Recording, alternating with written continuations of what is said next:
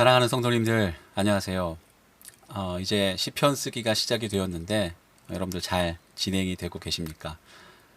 간절히 기도하기는 여러분들이 한 글자 한 글자 시편을 종이 위에 써내려가는 그 시간이 우리 하나님께서 여러분의 마음판에 하나님의 말씀을 한 글자 한 글자 새겨주시는 그런 시간이 되기를 간절히 기도합니다. 오늘은 두 번째 이야기를 여러분과 함께 나눠보고자 합니다. 우리가 살아가다 보면 잠 못 이루는 밤이 찾아올 때가 있죠. 여러 가지 걱정과 근심 속에서 잠을 이루지 못하고 밤잠을 설치거나 아예 뜬 눈으로 새벽을 맞이할 때도 있습니다. 그러나 여러분 그거 아세요? 그럴 때도 우리 시편이 하나님께서 우리에게 주신 그 시편이 때로는 귀한 은혜가 되고 힘이 되고 치료제가 되어 주실 수 있다라는 것. 그 시편을 오늘 여러분과 함께 나눠보고자 합니다. 시편 3편과 4편에 대한 묵상을 좀 같이 나눠보고자 해요. 여러분 시편 3편과 4편은 특별히 다윗이 자기의 아들이었던 압살롬을 피해 예루살렘 성을 떠나 굉장히 힘들고 어려운 시간을 보낸 가운데 쓴 시가 시편 3편과 4편입니다.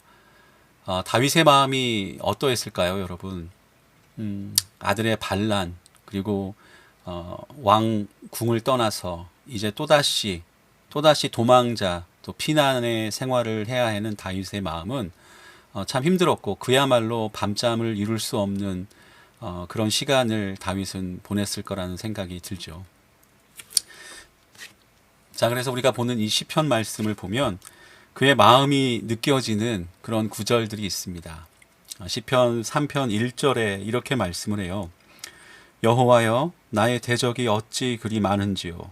일어나 나를 치는 자가 많으니이다 라고 이야기합니다. 또 이어지는 2절은 많은 사람이 나를 대적하여 말하기를 그는 하나님께 구원을 받지 못한다 하나이다 라고 해요.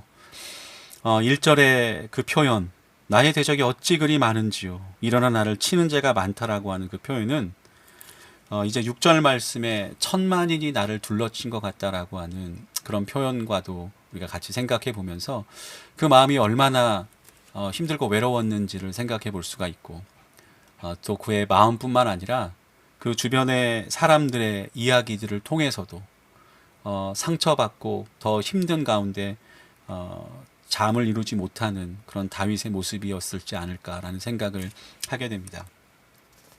그러나 시편 이 3편은 거기서 그렇게 끝나지 않더라고요.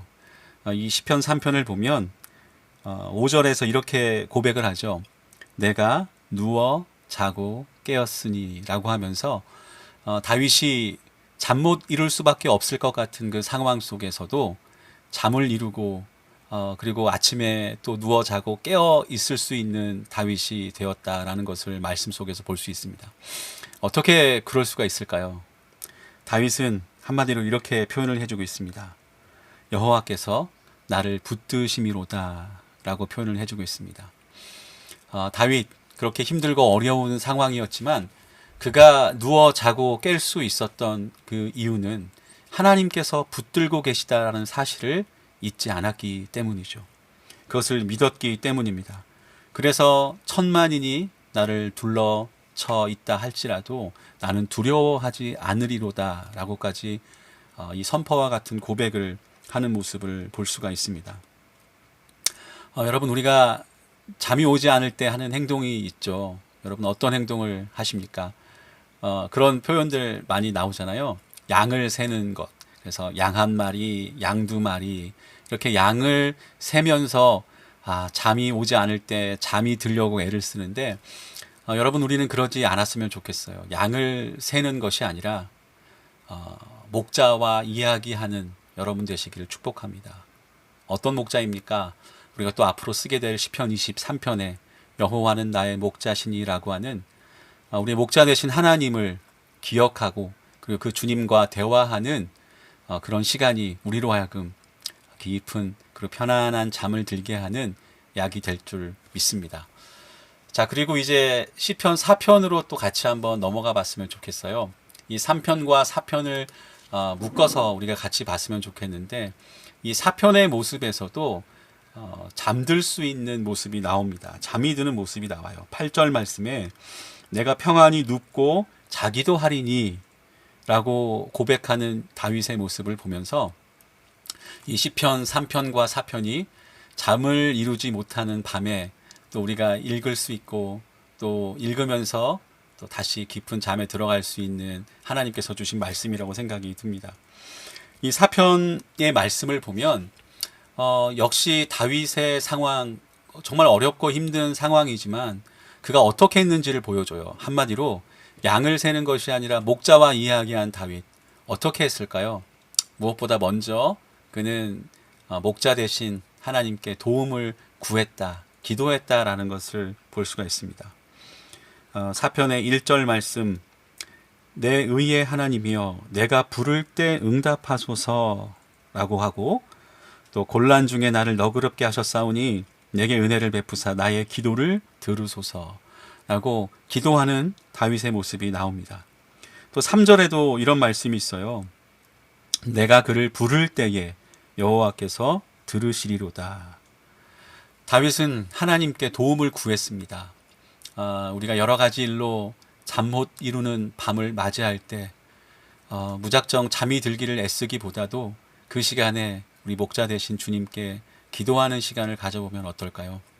다윗이 그러했던 것처럼 우리가 하나님 앞에 구할 때 하나님은 또 들으시고 응답해 주시는 하나님이 되실 줄 믿습니다. 또한 다윗은 기도할 뿐 아니라 기도하는데 하나님을 믿고 기도했다라는 것을 알 수가 있어요.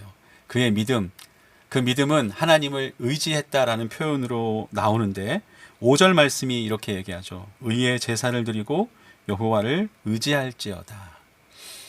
다윗은 그렇게 하나님을 믿었습니다. 믿었기에 의지할 수 있었고, 그래서 오히려 의의 제사를 드리면서 하나님을 찬양하면서 그 있는 자리에 예배자로 하나님을 바라보면서 하나님께 의지하고 기도했던 다윗의 모습인 것을 우리가 알 수 있습니다. 그랬기에 다윗은 이런 응답을 받았어요. 너무 아름다운 고백입니다. 7절 말씀입니다. 주께서 내 마음에 두신 기쁨은 그들의 곡식과 새 포도주가 풍성할 때보다 더하니이다. 여러분, 하나님께서 다윗의 마음에 기쁨을 가득가득 부어주셨음을 볼 수 있습니다. 다윗의 외적인 상황은 여전히 안 좋은 상황이다 할지라도 그의 마음속에는 하나님께서 부어주신 기쁨이 가득했기에 그 기쁨으로 다윗은 하나님 앞에서 깊은 잠을 잘 수가 있었다라고 생각을 해요. 8절 말씀이 그래서 내가 평안히 눕고 자기도 하리니라고 고백하고 있지 않습니까? 이어지는 말씀이 나를 안전하게 살게 하시는 이는 오직 여호와이시니이다 라고 고백을 하고 있습니다. 이 고백이 또 우리의 고백인 줄 믿습니다. 여러분, 어떠한 일로 잠을 이루지 못하고 계시지는 않습니까? 또 어떠한 힘든 상황이 여러분의 상황 가운데 둘러져 있지는 않습니까?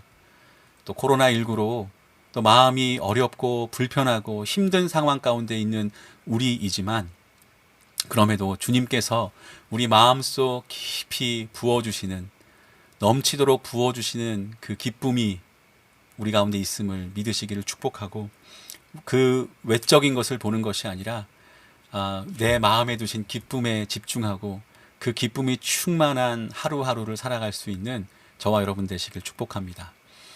오늘 이 두 번째 이야기는 잠을 이루지 못하는 밤에 또 하나님께서 주시는 시편으로 우리가 읽을 수 있음을 기억하고, 이제 더 이상 양 한 마리, 양 두 마리가 아니라 목자와 이야기하며 그의 응답을 또 즐거워하고 기뻐할 수 있는 저와 여러분들 되시기를 간절히 축복합니다.